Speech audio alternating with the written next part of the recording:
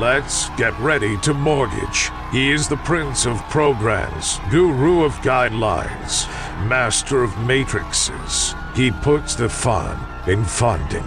Please welcome Mark, Mr. Mortgage Eitel.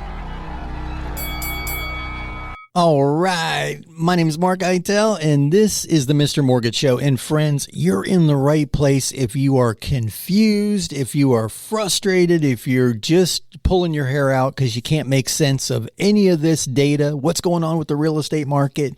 Is this house of cards finally going to come tumbling down, or does it still make sense to buy or sell? Guys, we're going to cover all that. We're going to deep dive the data. We're going to answer your questions and give you the real inside info, not the headlines, but the real data, the tips, the tricks, the strategies, and all the info that you need so you can go out and make better real estate and mortgage decisions for you and your family. And buckle up, this is going to be a good one.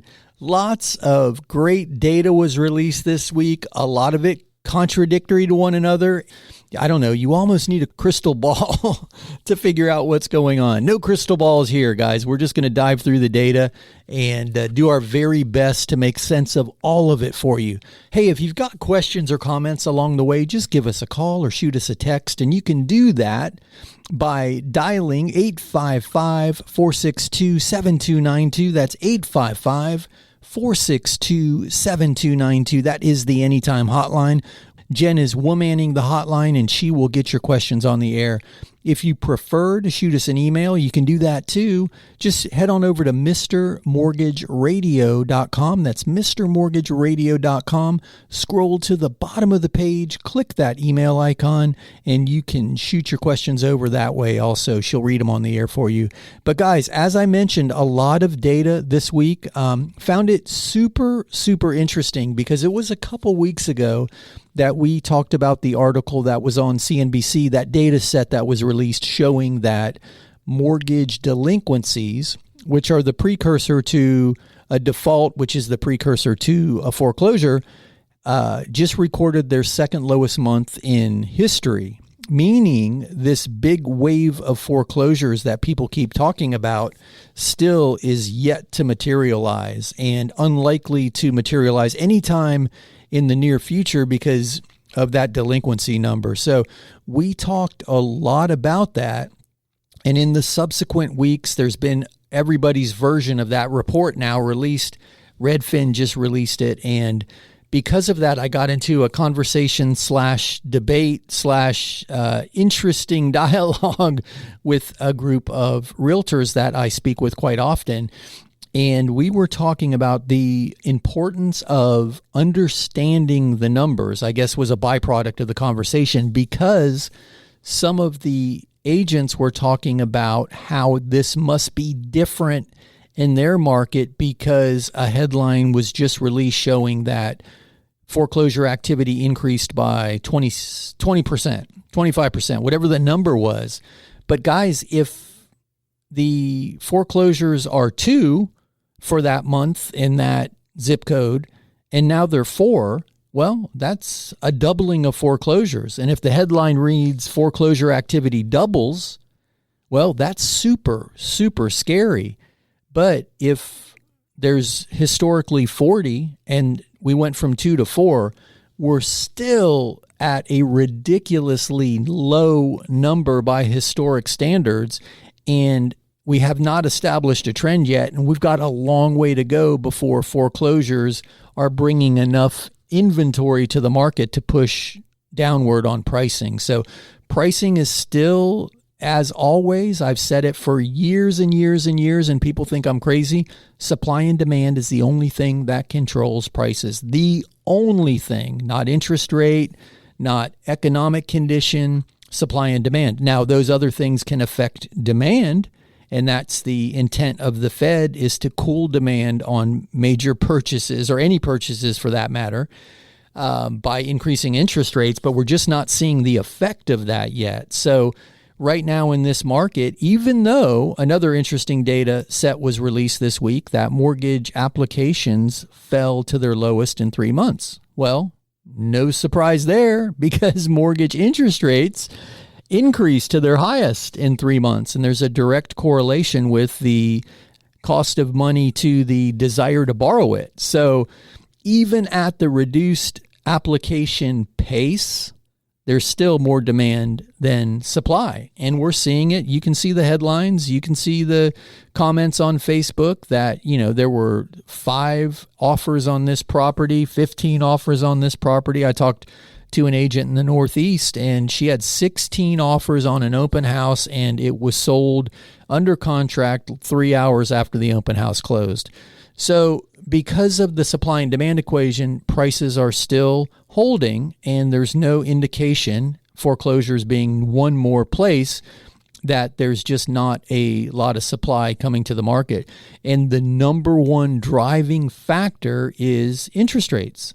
People don't want to sell and give up a low interest rate and then go pay a higher price and a higher cost of money for arguably the same home. Most people couldn't buy the home that they live in right now today if they had to. So I just find it fascinating. We hear that term rate locked. People are locked into their home because they don't want to give up that low interest rate. And we're seeing, I find it interesting that the Home Depot and Lowe's retail forecasts were down because we're starting to see an uptick in people wanting to renovate their homes.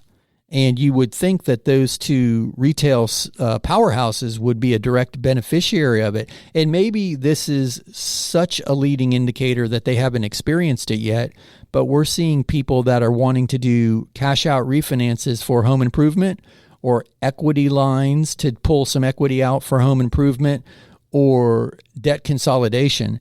And that's one more big thing that I think is going to hold back any foreclosures in the near term, if you will, is because people have so much equity.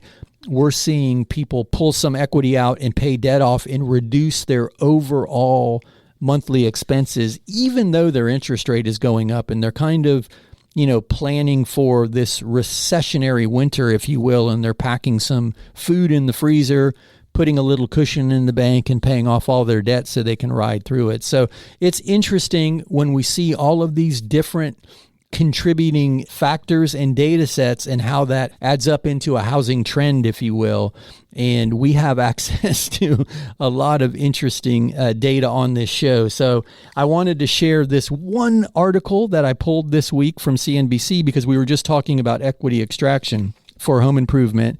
And the 3 places that people are getting the most bang for the buck are not the beautiful kitchen and beautiful bath upgrades, but it's the HVAC, the doors, windows, and siding, right? So the structural components of the home seem to be the most valuable component. So I find that interesting because we go in there and want to slap a bunch of lipstick on it and think that's going to instantly make it more valuable. So if you want to check out that article, go to mrmortgageradio.com and click on that Facebook page. So there's some good stuff there. I posted an article too about how this higher interest rate environment is actually benefiting some people because they have a tendency via a higher interest rate to earn more on their investments. And we're seeing that in real estate with seller financing, and we're seeing it across the board with other investment vehicles, although the expenses associated with living are far higher too. Not everybody gets mad at high interest rates nor high prices. So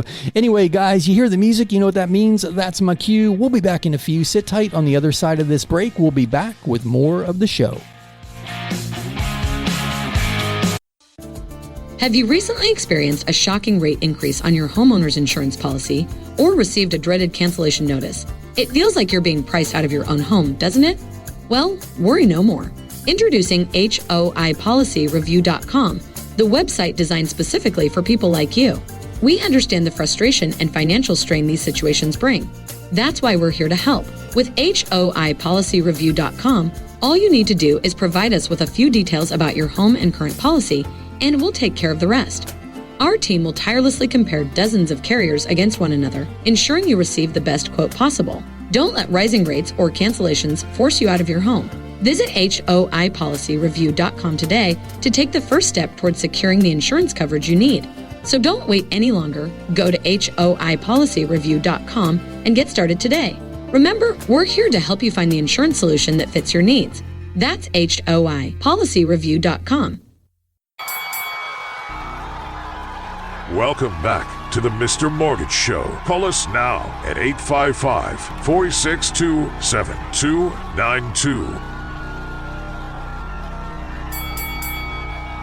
All right, we are back. My name is Mark Eitel, and this is the Mr. Mortgage Show. And guys, we are going to dive right into your questions. Super excited to get this part of the show started. Always my favorite part. But hey, we threw a lot at you in that opening segment. So if you've got questions or comments, give us a call, shoot us a text to 855-462-7292.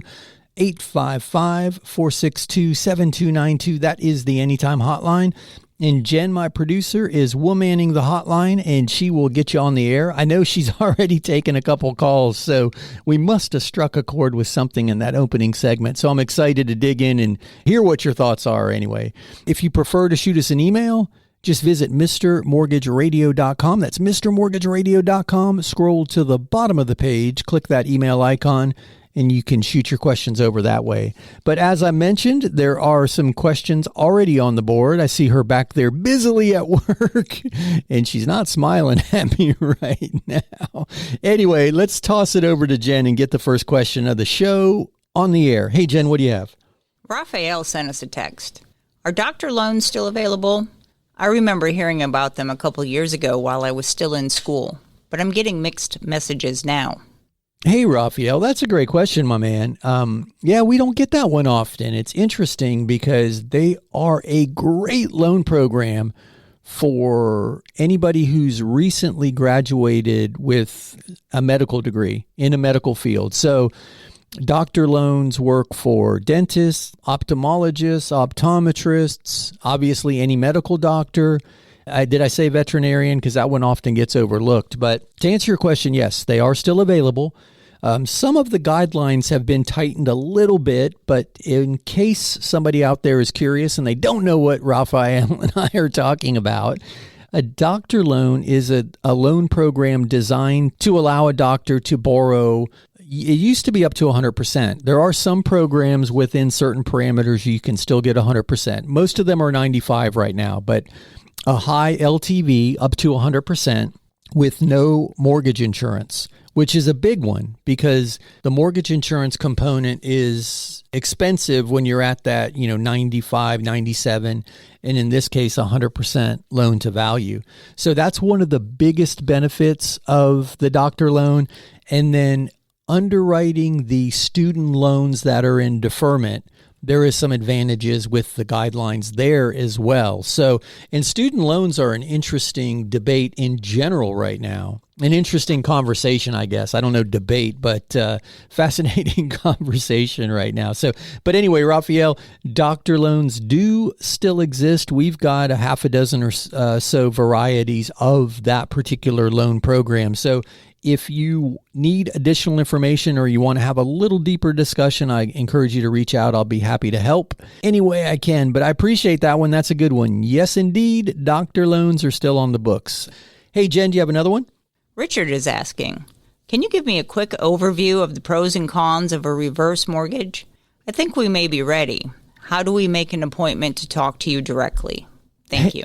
Hey, that's a great question. So you can just call 855-462-7292 or visit mrmortgageradio.com, and there's a link there that says more about reverse. If you go to that page and just fill out that little information card, we'll set up an appointment and take all the time you need to get comfortable with the decision, because it's a big decision, guys. The reverse mortgage is an amazing loan program. And we talked about some people benefiting from higher home values and higher interest rates. The reverse mortgage is a place where people are benefiting greatly from the higher values of the property because suddenly they have a ton of equity. Not so much the higher interest rates because it's costing them more to borrow. But in this case, that big rapid appreciation cycle now is a great time to pull out equity, and a reverse mortgage is a great way to do it if the circumstances line up for you. Because as I mentioned, you hear me say it all the time, it's not good or bad, it's just a tool.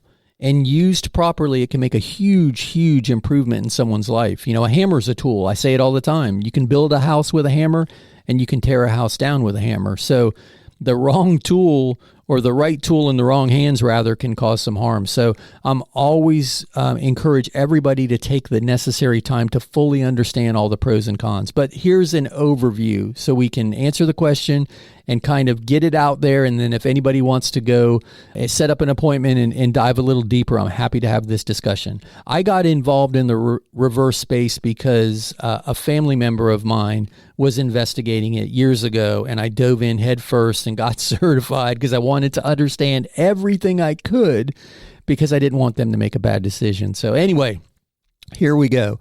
The biggest myths around a reverse mortgage are that you no longer own your home, that you sign it over to the lender, which is not the case. It acts like any other mortgage instrument. It's simply a lien against your property. You owe someone else some money, and they have a lien against your property until it's paid. Just like if you went out there and borrowed, money to buy a house. It's exactly the same structure. You own the property, and the reverse mortgage lender has a lien against the property. So you still own your home. Another very, very interesting part of the reverse mortgage is it's non-recourse. So if property values tank in the future and you owe more than the property's worth, there's no recourse on you or any of your heirs.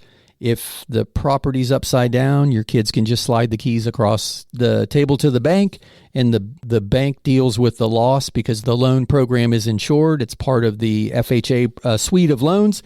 So the lender's insured against loss, so it does not pass on to you or to your heirs. You can't be forced to sell the property if you eat up all your equity, either because property values have a downturn or you outlive the projections when they set the reverse mortgage up and now you owe more than the house is worth. They can't force you to pay it off. They can't force you to sell the property. You're there until your death or you choose to move. That's another thing. There's no prepayment penalty. You can sell that anytime you want and pick up and move. So ton of interesting components to the reverse mortgage. We could do a whole show, and maybe we will do a whole show on it because it certainly merits it. But that is a great question. Hey, anybody who has questions about reverse mortgages, check out MrMortgageRadio.com. Click on that more about reverse icon and request the info pack so you can get a better understanding. But guys, you hear the music, you know what that means. That's my cue. We'll be back in a few. Sit tight on the other side of this break. We'll be back with more of the Mr. Mortgage Show. So you think interest rates have gotten too high to refi? Well, not so fast. There are several reasons people refinance. Sure, lowering your interest rate is one, but there's debt consolidation, home improvement, unexpected medical expenses, pulling out some equity to go buy an investment property. Heck, I even know of one guy who refinanced his house so he could buy his mistress a condo. But let's jump back to debt consolidation for a minute. I'm working with a client right now. His name is Ben. He's going to refinance his house, pay off a host of credit cards, and 2 truck payments. And yes, his mortgage interest rate is going to go up, but his monthly expenses are going to go down significantly. And that monthly savings is going to get he and his family back on track. Guys, if you've got questions, check us out at MrMortgageRadio.com. That's MrMortgageRadio.com. My name is Mark Eitel, NMLS 1929005. I host the Mr. Mortgage Show, and we are always here and happy to help. Check us out at MrMortgageRadio.com. Welcome back to the Mr. Mortgage Show. Call us now at 855-462-7292. All right, we are back. My name is Mark Eitel, and you are tuned into the Mr. Mortgage Show. And friends, you are in the right place if you are confused and frustrated and have questions about real estate and mortgages. Guys, we do it each week right here, same bat time, same bat station, and certainly appreciate you coming along for the ride with us. Man, I'm super excited every time I get to jump behind the mic and answer your questions. Hey, and if you have questions, please feel free to shoot them over. You can call or text 855-462-7292. That's 855 462-7292. That's the Anytime hotline, and Jen will get your questions on the air. Hey, if you prefer to send an email, just visit mrmortgageradio.com. That's mrmortgageradio.com. Scroll to the bottom of the page, click that email icon, and you can shoot your questions over that way. And you guys heard me mention it a little earlier in the show, mrmortgageradio.com.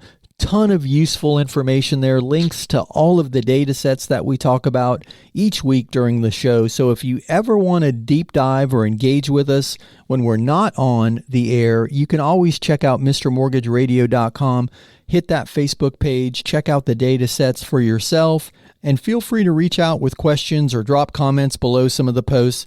I look at it every day and I'm happy to engage, and always willing to jump on the phone, answer any questions that you have, and help any way that we can. Guys, we are way more than a radio show.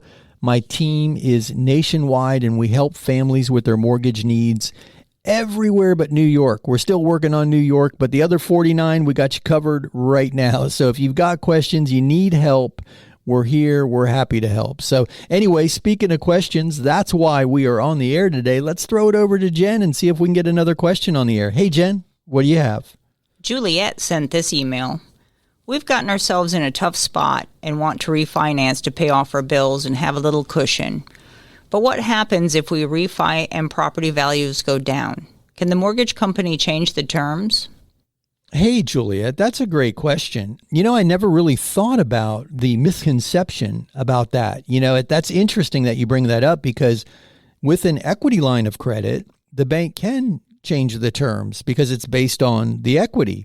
So if you run out there and you get a HELOC and suddenly property values go down and you've got some availability on your HELOC, you might get an unwelcomed phone call saying, hey, we're closing your HELOC or reducing the available credit on your HELOC because of market changes and the influences of that market change on your equity position. So brilliant question. The cool thing about a mortgage, and we talked about reverse mortgages a minute ago, the same thing applies to a forward mortgage.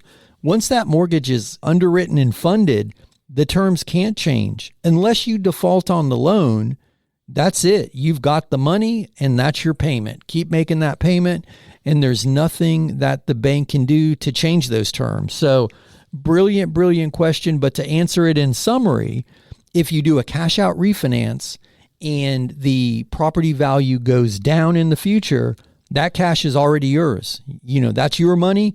They can't change the terms, and they can't ask for a principal reduction. That's it.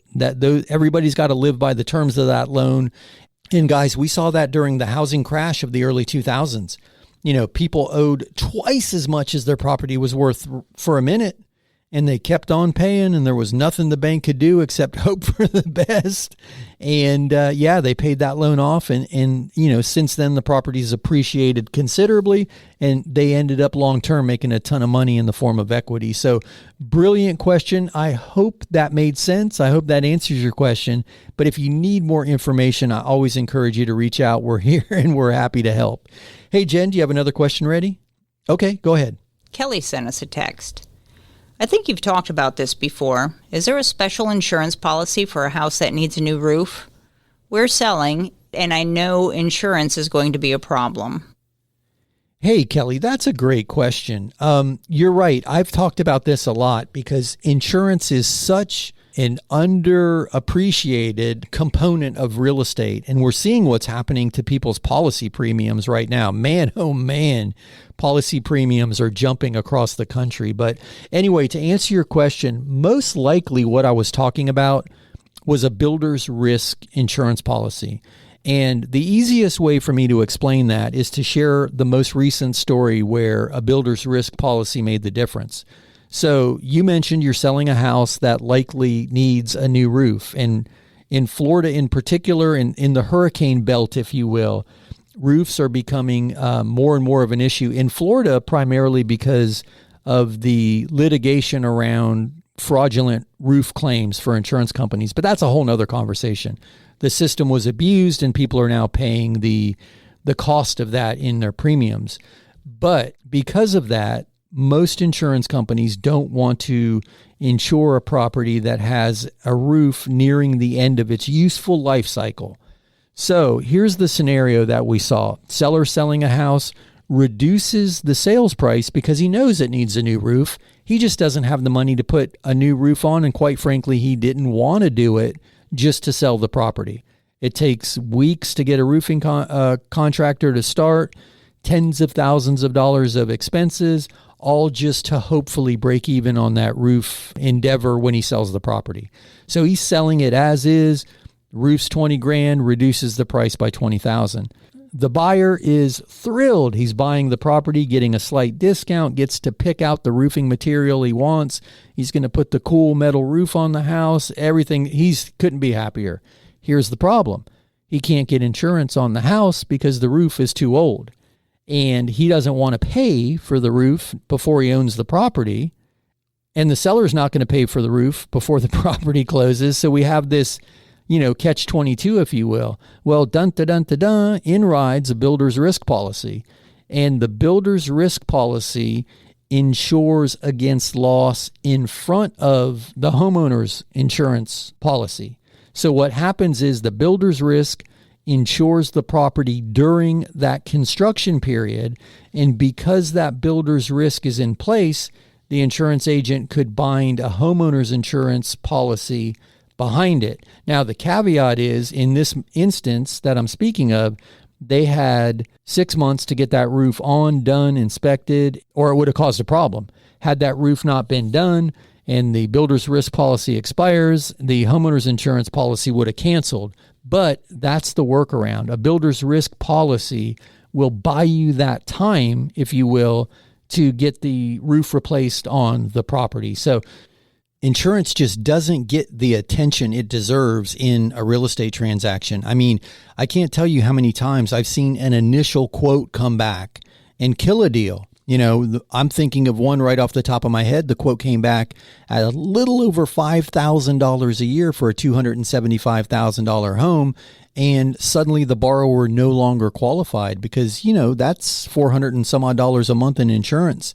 And we had that policy re-quoted and it was $2,700 and change. And then boom, everybody's back on track and happy to move forward. The deal closes, everybody's happy. So insurance is a place a lot of people could use some help. And guys, if you need a good insurance referral, man, reach out. I'll be happy to help you any way I can and get you in touch with some of the people that we use because we're seeing it make a big, big difference out there. Hey guys, you hear the music? You know what that means? That's my cue. We'll be back in a few. Sit tight. On the other side of this short break, we'll be back with more of the Mr. Mortgage Show. Raise your hand if you are freaked out by what's happening in the banking world. Well, no, put your hands back on the steering wheel. It's all starting to feel like a house of cards. And what about that $17 billion, yes, billion with a B, dollars worth of bondholder money that was lost in that Credit Suisse takeover?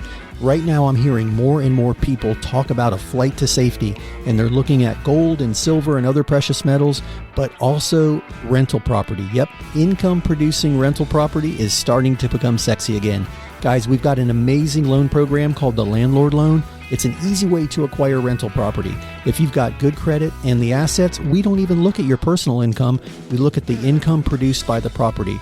Assuming that it supports the debt, boom, you're a landlord. Check us out at mrmortgageradio.com. That's mrmortgageradio.com. My name is Mark Eitel, NMLS 1929005, and my team and I are here and happy to help. Check us out at mrmortgageradio.com. Welcome back to the Mr. Mortgage Show. Call us now at 855-462-7292. All right, we are back. My name is Mark Eitel, and this is the Mr. Mortgage Show. Friends, thank you so much for spending a bit of your day with us. We certainly enjoy having you along for the ride and diving into the data and answering all your questions. Hey, if you've got questions or comments, just give us a call, shoot us a text, 855-462-7292.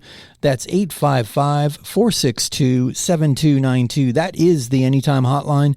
That's how you get your questions on the air. Jen is back there womanning the hotline, and she'll take care of you. 855-462-7292 or shoot us an email, and you can do that by visiting mrmortgageradio.com. That's mrmortgageradio.com.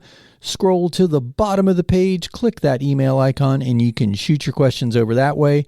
Always happy to get your questions on the air any way we can. Heck, tie them to the leg of a pigeon and point them in my direction. We'll get you on the air. But anyway, speaking of Jen and your questions, let's throw it her way and keep the questions coming. Hey, Jen, you ready? Go ahead. Gerald is asking, I've heard you talk about a landlord loan. Is this similar to a hard money loan? Hey, Gerald, that's a great question, my man. Hard money loans confuse a lot of people, and it sounds like it's a bad thing, right? Hard money.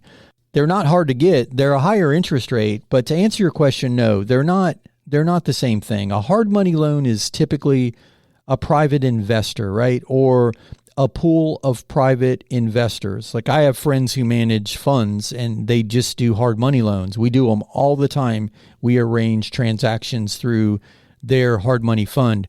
It's usually a lower loan to value, a shorter term, and a higher interest rate. It's short-term capital, right? It's, I need to get into this property the easiest way possible, grab some quick funds, close on the transaction, renovate it, and sell it. Or renovate it, rent it out, and then refinance it, right? Part of that BRRRR strategy that we talk about a lot. Buy, rehab, rent, refinance, and repeat. Sometimes that first mortgage in that equation is a hard money loan. But a landlord loan is a regular mortgage. It's not a conventional mortgage. It has far more liberal guidelines. It does carry a slightly higher interest rate than a conventional mortgage, but there are a variety of guidelines that allow easy access to the capital. The biggest one being if the property currently cash flows at a level that it supports the proposed debt, principal, interest, taxes, and insurance, and if there's any association fees, assuming that you can rent it and break even on the payment. In the world of the landlord loan, that's considered fundable. That's cash flow positive, even though it's break even. So we're just looking at your credit and looking at your asset position and looking at the property to produce the income. And vacant properties work with the landlord loan by utilizing the average monthly rents for that neighborhood. Also, Airbnb, we can utilize projected Airbnb income on a property. So the landlord loan is typically a 30-year mortgage. You may or may not have a prepayment penalty. You may or may not have an interest-only option. But unlike hard money, it's a 30-year term. The interest rate is usually lower than hard money, and the fees associated with closing the transaction are often a little bit less. So if a conventional mortgage is, the first step, then a landlord loan might be the second step on the equation to hard money being on the other end of that extreme, if you will. I don't know if that made sense. I don't know why my mind went through that, but it's kind of middle money, if you will, between conventional and hard money might be the landlord loan. But great question. I hope that helps. And if you need more information, we're funding them all the time. They're an amazing tool to utilize to buy investment property. So great one. Appreciate that. Hey, Jen, throw me another question. Okay. Lee sent us this. I currently have an FHA mortgage. Can I do an FHA cash out refinance? Do I have to get another FHA? Is this a bad idea? That's a lot of questions, Lee. A lot of questions indeed. I'm going to start with, is this a bad idea, which was your last question. I don't know that. I don't know until I know the circumstances around you wanting to pull cash out. If you're suggesting it may be a bad idea to go FHA to FHA, I don't know that that's the case. But let me start in the opposite order so I can stay on track here. Jen doesn't like it when I break protocol. So, Mark. Anyway, yes, there is a cash out refinance for FHA. A lot of people are familiar with the streamlined FHA refinance, which is just designed to lower your interest, right? Well, cash out FHA loan requires full underwriting, full documentation. So don't confuse it with the streamlined loan. It's capped at 80% loan to value. So If you have enough equity that at 80% of the value, you can pull the cash out you need, then the FHA cash out refi may make sense. One of the downsides is, even though you're at that 80% threshold, the FHA loan will require mortgage insurance and will always require that mortgage insurance. Now, the FHA loan carries a lower interest rate, and they have recently reduced the cost of the mortgage insurance, so it still may make sense compared to a conventional cash out refi, but just know that going in. So oftentimes, apples to apples, a lot of people prefer to go from an FHA loan to a conventional loan, even with the cash out component, and maybe you buy the rate down a little bit so the rates are comparable, and then you're not required to carry that mortgage insurance. So those are the big differences. You don't have to go FHA to FHA, but you can. And here's a fun fact, guys. You can have a conventional loan right now and do an FHA cash out refi. And the advantages to the FHA are the underwriting guidelines are more liberal. They'll fund against a lower credit score. They'll carry a slightly better interest rate. So there are some advantages, apples to apples with the FHA loan. And in certain cases, we have seen it advantageous to go from a conventional loan to a cash out refi FHA loan. So you asked a lot of questions and I gave you a lot of answers. I hope I didn't confuse you. And then lastly, I don't know if it's a good idea. I'm happy to sit with you and, let's discuss what your goals are. Why are you pulling this cash out? Is it debt consolidation? And then you're unburdening yourself from all of these other payments, then yeah, that's probably a good idea. If it's going to make your life better, or if you're pulling that equity out so you can access an investment opportunity. I'm not suggesting go out there and buy Dogecoin with it, but if you can pull your equity out and go buy an investment property, or what are you doing with that equity is the big question. Is that move you're about to make going to put your family in a better situation now and moving forward? Those are the fundamental questions that I ask. If you just, some people right now are pulling cash out because they're afraid of what's happening in the economy, and they just want to stick that money in the bank for just in case. And I don't have a problem with that. I love the idea of some just in case money, as long as you're disciplined enough that just in case money doesn't turn into a jet ski. That could be a brilliant strategy, because if you get through whatever perceived economic downturn might negatively impact you, you can always pay back down that principal. So there's a lot of reasons why people pull cash out of a property, even in a higher interest rate environment. Medical expenses, investment opportunities, unforeseen expenses. Your kid was uninsured and he crashed his car and now you got a big bill. Well, maybe I watched too much Judge Judy, but that's a place where capitalizing on some of that savings that you've built up in the form of equity could be beneficial. I've seen many people pull out cash to pay for uninsured medical expenses. We've talked about that in the past too. Building equity can only help you in the future, and having access to it can help you when you need it most. So I'm not against it. I don't know enough to know if fundamentally it's a good decision, but you have access to it in a variety of ways. And I hope that helps. If you need more information or you want to have a deeper conversation about it, just give me a call and we'll set something up. I'll be happy to go through it with you. But guys, you hear the music, you know what that means. That's my cue. We'll be back in a few. Sit tight. On the other side of this short break, we'll be back with more of the Mr. Mortgage Show. Let me tell you a little story about a man named Jed. Well, this is not a story about Jed, but it is a story about Mary. Mary is an awesome single mom who's been raising her daughter in a 1-bedroom, 1-bath apartment for the last 11 years. That's right, 1 bedroom and 1 bath. Hey, they've made the best of it. They've got bunk beds in there and it's worked. But her daughter's now a teenager and it's becoming a challenge, especially sharing that bathroom. She decided to jump in and become a homeowner. We got her approved with an FHA loan. That's right, I said it, FHA. Hey, if your agent's telling you FHA and VA loans are not getting accepted, you are working with the wrong agent. Contact me and I'll get you in touch touch with a really great agent. Hey, but back to Mary. She jumped in and she is now a proud homeowner. They have their own bedrooms, but more importantly, their own baths. They couldn't be happier. Guys, if you'd like to learn more, check out MrMortgageRadio.com. That's MrMortgageRadio.com. My name is Mark Eitel, NMLS 1929005. Check us out at MrMortgageRadio.com. Welcome back to the Mr. Mortgage Show. Call us now at 855-462-7292.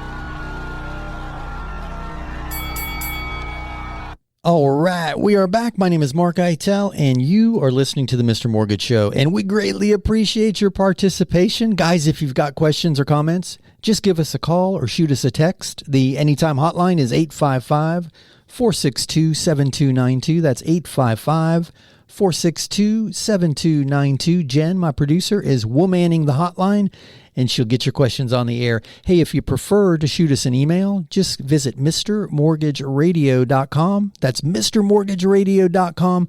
Scroll to the bottom of the page, click that email icon, and in real time, that email will pop up in front of Jen, and she'll get your question on the air. Hey, but speaking of your questions, I'm going to toss it over to Jen, and let's keep these rolling. We've had some great ones so far. Hey, Jen, what do you have? Andy wants to know, my landlord just told me he's getting ready to sell my house. I've been here for 11 years and just re-signed my lease. Can I get kicked out if it sells? Hey, Andy, man, oh man, we get this one all the time. Landlords are cashing out. They're capitalizing on this big surge in equity, and oftentimes they're selling their property, 1031 exchanging the profits and rolling it into 2 or 3 more purchases and using the landlord loan to do it. Guys, we've seen both sides of this. I'm getting calls from tenants, just like you, Andy, who are confused what's going to happen. Sometimes they want to try to buy the house that they've been renting or the condo, and we're helping them do that. And then with sellers, we're helping them orchestrate the 1031 exchange and then prepping them so they can close those 3 landlord loans at the same time. So brilliant question, and definitely a sign of the times, because a lot of people are faced with this right now. But to answer your question, I didn't mean to get sidetracked. To answer your question, no, you should be fine. So I'll be happy to read that lease for you and at least give you my opinion, or I can refer you to a real estate attorney if this gets contentious and they can help you. But typically what happens is that's a legal binding agreement that you have with the landlord, and the sale of that property, the new owner is obligated to meet those same fundamental principles of that legal binding agreement. They buy the property, the current landlord will transfer your deposit to the new owner. If he's holding escrow money for first, last, or security, that will transfer to the new owner, and the new owner is obligated to abide by the terms of the lease. But you don't want to do anything that's going to put you in default, because that would change everything. So typically the new owner is required to abide by the same lease. So you should have time.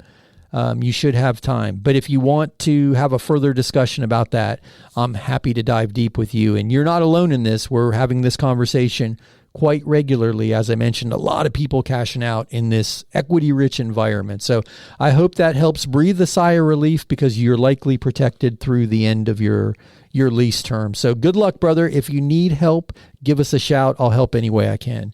Hey, Jen, throw me another question, would you? Sharon sent us this one. This isn't a mortgage question, but I hope you can help. We just got a cancellation letter from our insurance company and have 60 days to get a new policy. Our insurance is part of our mortgage payment. Do we call our mortgage company or an insurance company? I appreciate your advice. Wow. Hey, Sharon, man, oh man, this is another phone call we're getting a lot. So I'm sorry that you're going through this, but again, a sign of the times, because we talked about insurance, a little earlier in the show. And a lot of crazy things happening in the world of insurance. So, but to answer your question, you will engage with an insurance company or insurance brokerage. So a lot of people don't realize that even though your insurance payment is part of your mortgage payment, they're just peeling that insurance piece off every month and putting it in escrow. and then paying it on your behalf at the end of that year, that period of time. So you're in full control of the policy. And this goes for anybody out there that wants to change insurers, for whatever reason. You just want to get a more competitive quote. You can contact an insurance company and set that up, and they'll contact the mortgage company. You'll want to let the servicer know you're getting a new policy, but then you can cancel the current policy, put the new policy in place, and it will still be part of your monthly payment. So you don't have to start with your mortgage company. You'll want to start with an insurance agent or insurance company and get that new policy in place. And guys, if anybody out there needs help with getting a competitive policy, check out hoipolicyreview.com. That's homeowners insurance, hoipolicyreview.com. That's an affiliation with the national insurance brokerage that can provide a competitive quote. So we're hearing this a lot, and we're doing our best to put some resources in place that people can benefit from. So brilliant question, and I'm happy to have a discussion with you off the air if you need some more help with that. But start with an insurance agent or insurance company, get that policy lined up, and then contact the mortgage company so they can make the transition smooth for you. But hate to hear that you're going through it, but I appreciate the question. Hope that helps. Thanks. Hey, Jen, do you have another one? Mary sent us an email. Funny that you mentioned higher rates being good for some people. We don't currently have a mortgage and are considering to sell and offer seller financing. What should we watch out for? Hey, that's a great question. And yeah, we talked about that in the opening segment of the show. There are a lot of people who are doing this very same strategy to convert their current property into cash flow because they don't need the equity. You sell the house and then you've got this big chunk of money. What are you going to do with it? You've got to turn that into cash flow because cash flow pays for gas and groceries. Equity doesn't. So brilliant question. And seller financing is becoming more attractive right now. So the benefits to the seller is these higher interest rates allow you to command a higher rate. And the benefits to a buyer is that perhaps they need the time to qualify for a mortgage. Maybe they have the cash. Maybe they can put the down payment down and make the monthly payments, but they're just not in the position to qualify. So brilliant question. The things I would look out for is I would essentially underwrite the borrower. Where is the money coming from? How are they going to pay it back? Do they have good jobs? Are they able to make these payments? And then I would ask for a large enough down payment to cover yourself if you have to go through the foreclosure process. So other options would be a lease to own scenario where you would still be the titled owner of the property. As the seller, you would have more control in that situation. So I'm happy to have a long conversation with you about it because I think there's a lot of strategies around this, but I would look for a large enough down payment to protect myself, and I would want to do whatever due diligence I could to make sure the borrower had the ability and willingness to repay, just like we do as a mortgage company when we're evaluating a borrower. So great question, and best of luck with that. Happy to help any way that I can. Hey, Jen, let's try to squeeze in another one. Denise sent an email. I've looked at a few condos and really like a couple. I'm told the building is co-op and that I have to pay cash. What does co-op mean, and why can't I get a mortgage? Thank you. Hey, Denise, that's a great question. So co-op is an ownership structure, and there are mortgages available for co-opt properties. And maybe whoever told you that's just unaware of it. Usually they require a little more down payment. Sometimes the terms only go out to 20 years. So they're a little less desirable compared to, like an FHA loan or a conventional loan, but they're available. Co-op is an interesting structure. So when you buy a unit in a co-op, you're not buying the unit, you're buying a share of, let's say that it's a building with 100 units. So there are 100 shares in the co-op, and it's like a company. Your one share is tied to your unit. So that share gives you ownership access to that unit, but you're essentially buying that share and not the real property. So it's a little confusing, and it's a little more difficult for a bank to foreclose. and that's why the lending on a co-op is a little more restrictive. Super popular in the Northeast, but they do exist everywhere. And it sounds like we could use a little more time to discuss this one, and I'm happy to spend some time with you. But I hope that answers your question. Man, what a great question to round out the show. Wow, guys, another week in the books. My gosh, where does time go? Hey, you hear the music? That means we've wrapped up another week of the Mr. Mortgage Show. Man, oh man, time flies when we're together. I love spending time with you. Hey, if you need us during the week, check out MrMortgageRadio.com. That's MrMortgageRadio.com. We're here. We're happy to help. If you can hear my voice, we could be your choice if you need a mortgage. MrMortgageRadio.com. Guys, have an amazing week. We'll be back next time right here. Same bat time, same bat station.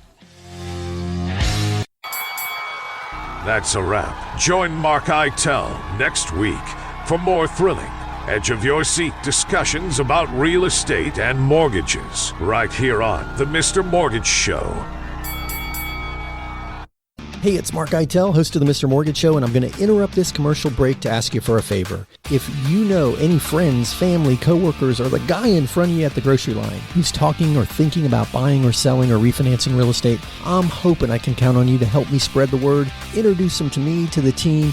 You can do that by simply sharing MrMortgageRadio.com. That's MrMortgageRadio.com. Guys, it's Mark Eitel, NMLS 1929005. Now, back to the commercials.